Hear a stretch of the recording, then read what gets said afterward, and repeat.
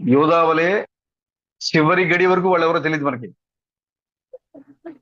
క్రీస్తు రంగం మీద నుంచి వెళ్ళిపోయే వరకు కూడా యోధా నిజ స్వరూపం తెలియలేదు. అలాగే నీ చుట్టూ ఉన్న గొర్రె చర్మాన్ని కప్పుకొని విశ్వాసుల్లా కనబడుతుండే తోడేళ్ళు నీకు తెలియదు. ఎత్తబడే వరకు నీకు తెలియదు. నువ్వు విడిచిపెట్టబడిన తర్వాత అప్పుడు నీకు అర్థమైంది, అయ్యో ఇలాంటి వాడితో నేను సాహసం చేసింది, ఇలాంటి మాటలు నేను విన్నది, ఇలాంటి క్రియలు నేను చేసింది అని అప్పుడు అర్థమైంది నీకు. అప్పుడు దాకా నీకేం తెలియదు, నీకు అర్థం కాదు.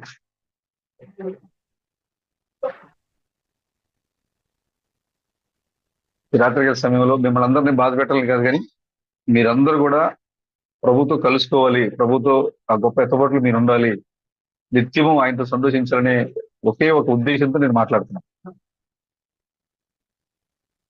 మీరైతే మీలో ప్రతి ఒక్కరిలో, ఒకరు కాదు, ఒక కుటుంబం కాదు, ఒక వ్యక్తి కాదు, ప్రతి ఒక్కరిలో కొరత ఉంది.